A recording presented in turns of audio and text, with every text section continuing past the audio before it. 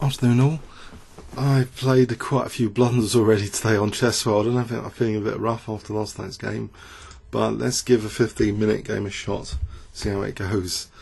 On the 15-minute, I had a good run last time. I think I generally did okay. Solid performance. 5.5 out of the last 6, so getting to 2137.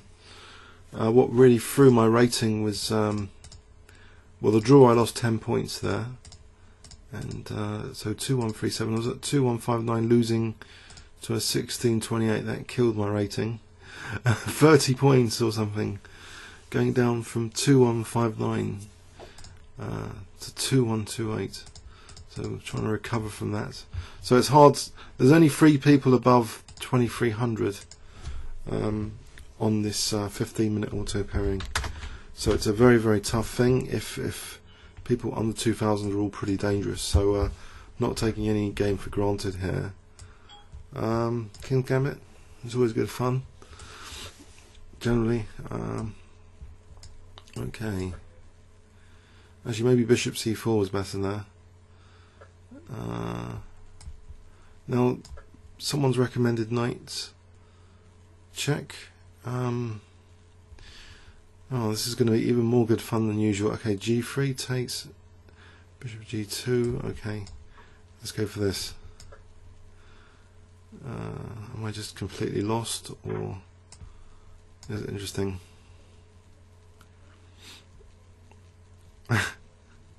Dear oh dear. Bishop F4, I haven't had this one before. So G4's on. If I get Bishop F4 in, then maybe he's playing very, very quickly as well. Maybe he knows I'm feeling rough or something. So, Bishop F4 and Rook H2 and try and get back into the game. How many pawns am I down? Knight D3 here? Or Knight F7? Well, there's still the idea of Bishop F4 maybe. G3, Queen F3. How's he been doing on the 15-minute? Up and down. Okay. So pawn situation 3, 4, 5, and he's got 4, 5, 6, 7. So 2 pawns down. You can also tell from this. Was it 3 pawns down? Actually, that implies 3 pawns down. 3, 4, 5, 6, 4, 5, 6, 7, 8. 3 pawns down. Oh dear. So Bishop F4. I want to try and get one of the pawns back at least. Otherwise, it's okay. Anyway, he's thinking here at last.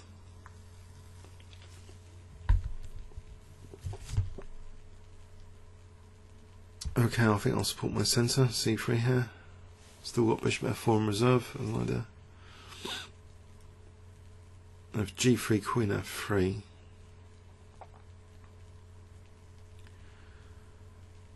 So we haven't had this position, have we, in any game, even on 5-minute chess. This is the first time this particular King's Gambit position. I think I casually played D4 instead of Bishop C4, so there was no knight sack on F7 in this one. If we go back to the opening just quickly, Knight 3, G5. I think inaccurate D4. I think Bishop C4, maybe. Anyway, it is what it is. Find out after. Maybe Bishop F4 now. Try and get back 1 pawn. Hopefully that's a bit annoying to him. Queen F3 now. Still try and get back 1 pawn. Will I be able to get back even a pawn? That's the question. Then actually I could get back this pawn, and I'll only be 1 pawn down. So these pawns are hopefully a little bit fragile here. And there might be some method to the madness. Readily underminable pawns, so advanced in my territory. I've got a lot of my pieces out. A lot of pieces are still on holiday here. This one, this one, this one. Okay. So Bishop takes G3. Bishop H6, Queen G3. I think Bishop G3, let's say Queen G5, be threatening to come in maybe to c1. If I place me at knight a3 there, you could come in and I could take h2. So I don't think that's that bad. Bishop g3, I'm going to end up being one pawn down. On queen g3, you could exchange queens, and that's not as fun because the queens come off. So might be doing another towel session tonight, so I think I'll try and keep the queens on. So queen g5, okay, get this guy off. So only one pawn down with h-file pressure. In fact, if I play for king g2, knight a3, rook h1 maybe. So king or knight knight d2 is protected by the rook. Knight a3 to c4 to e3 to f5 later. Maybe king f2 is another idea. At the moment, I'll just play knight a3, I think. So the knight can't move at the moment because of the bishop. Okay, so can I just play e5 here after that move? Try and get a big... Try and keep this guy locked in. Mind you, he's got f4 if he wants it, but then he loses another pawn. If he takes it, then that's pretty good. Surely knight e5 for bishop e5. I'm threatening now knight f7. So knight takes, bishop takes is nice on h8 rook. This is still tied down. So pawn situation, the numbers have changed. What was wrong with that? Oh dear. I thought it was knight f7, but not so clear because of fg. So what about attacking the rook? If I attack the rook, knight e5 takes right, because if I take on d8 it takes on f3, so he's going to play knight takes e5, but then this bishop does cut across the diagonal, so I do wonder. I think it might be useful to have a bishop on h4. Any other alternatives? Knight takes c6 fg is unpleasant. There's no knight e7, there's no knight a7. I think I have to move. I think that's the more aggressive square, bishop h4. Okay.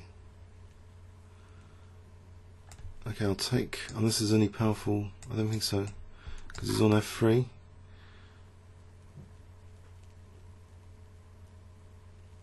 So I'm just a pawn down here, compensation for the pawn. So if I play rook e1, any knight c4 there's bishop b5 but b3, but he could damage the pawns. So maybe it's worth playing king f2 now that this diagonal's not as dangerous.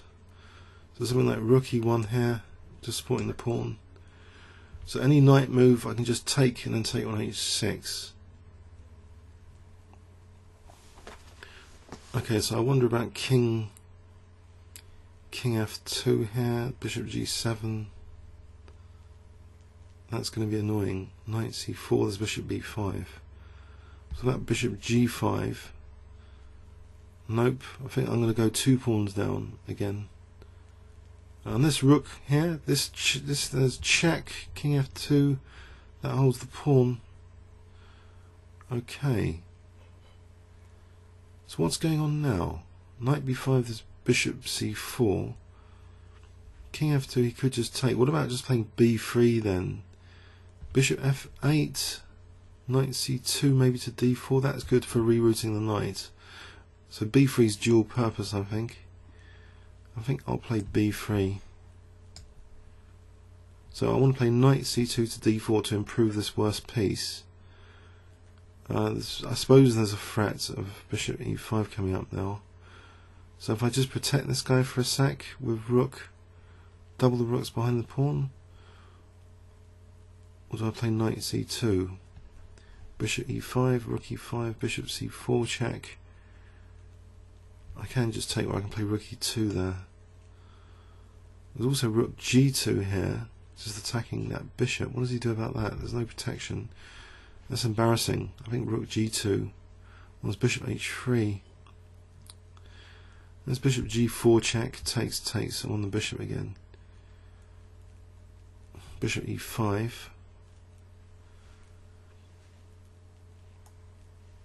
And There's no bishop f6 or anything. Rook g8, rook g8. Alright, so there's some problems here. Ideally I wanted rook g2. It's not working.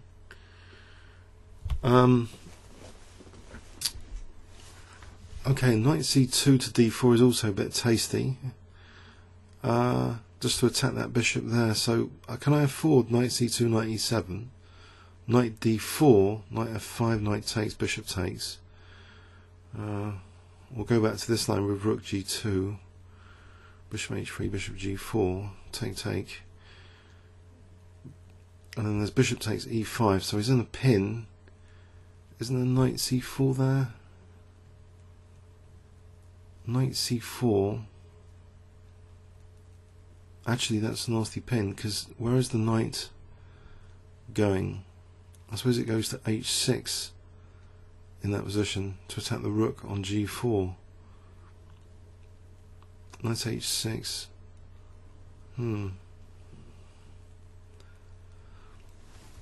About rook d8, the idea of rook d2 to rook d8. Is that another idea?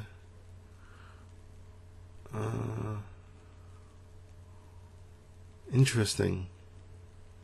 I think I'll go with this improving the worst piece in principle. I think that's a nice positional move. Knight c2, just go to d4 and see what example tactics it can provide. A centralized knight on d4 should provide for the rest of the position here. Knight d4 threatens knight e6 and bishop g4. So if he gets the knight out, he gets the knight out. Unless I want to take on e7. Rook e7, knight d4. I want to keep that bishop. So knight d4, knight e7. Sorry, knight e7, knight d4, knight f5. Knight takes, bishop takes. In that position, what about rook d2? Interesting.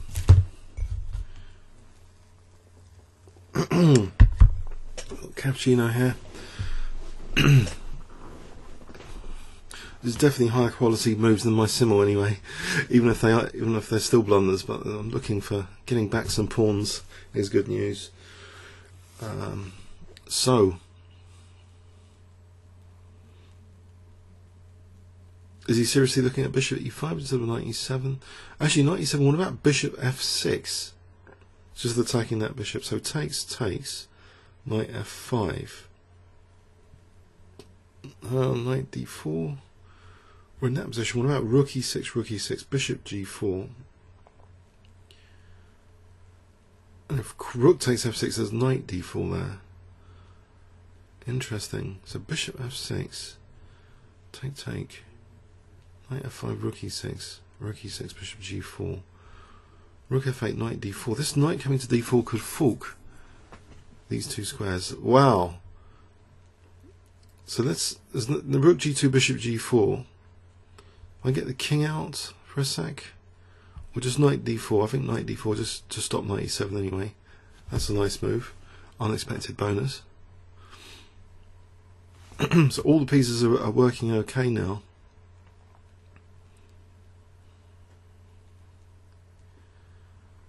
Right, so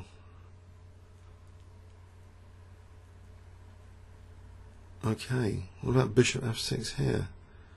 That would leave bishop takes, pawn takes, knight f5, knight takes. Actually, that's on e6. I mean, I'll go for that. That looks as though it's almost winning a piece because it's unveiling an attack on two pieces. I think I'll do that. You know, e6 is vulnerable. h6 will be vulnerable if he's not careful. So I'm leaving that rook on h2, stopping all the bishop h3s, and now the knight's immediately significant. It's like a scorer just come on in a football match, a UK football match, about to score a penalty, win a piece. Came off the sidelines as a sub, improving the worst piece, is already playing benefits. Goal scorer. Okay. So, knight f5, knight e6, rook e6, bishop g4, skewer time. Bishop f6, e takes, attacking this one. from this, and also that one. Okay, has he got out of it with that move? Is he out of jail with that move? Nasty forcing move. But also a nasty knight e3. Didn't expect that one. I have got bishop takes, takes, f7, rook f8, rook h7, with now serious threats like rook g7.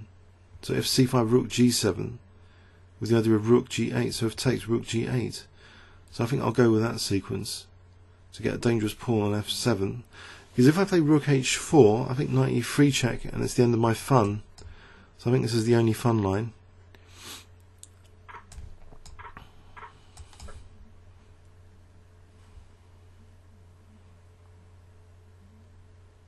Can't immediately go for that pawn. I hope he can play c5, but then rook g7, c takes, rook g8. So now, okay, so rook g7, that's the crucial thing here. Otherwise bishop e6. So rook g7, cd, rook g8 is good. So I think I'll go for that.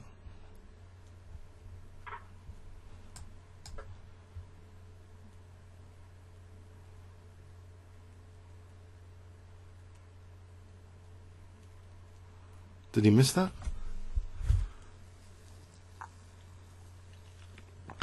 There's a check. I don't think it's that harmful. Just move the king. Okay, I think we're in business. Alright, d2, there's no king move. I could just queen with rook c8. Queen. Do I need to be careful here? I can give up the rook. He's just resigned. I can give up the rook with there and I'll say thanks for expressing. He said thanks to the game.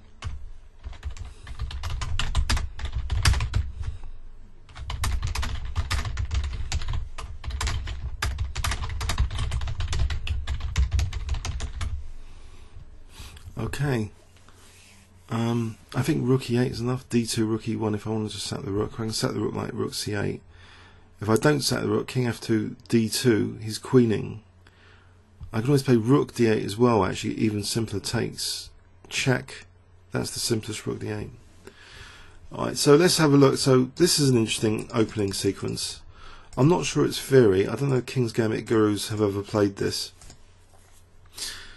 Okay, it's 3 pawn sacrifices at this stage, isn't it? Black's got all 8 pawns. So I wouldn't try this at home. 3, 4, 5, 6, 7, 8 unless you really okay, maybe if you really want to play the King's Gambit like this, but okay, you've got to be aware there too. You might be 3 pawns down at some stage, but maybe getting the pawns back. I improved my worst piece. I thought I was winning a piece, but I wasn't. Then I saw this little idea to get the pawn dangerous, and just in time, a rook g7 here to c5. Otherwise, I'm in big trouble. And I think black seems to be in big trouble. Okay, comments or questions on YouTube? Thanks so much.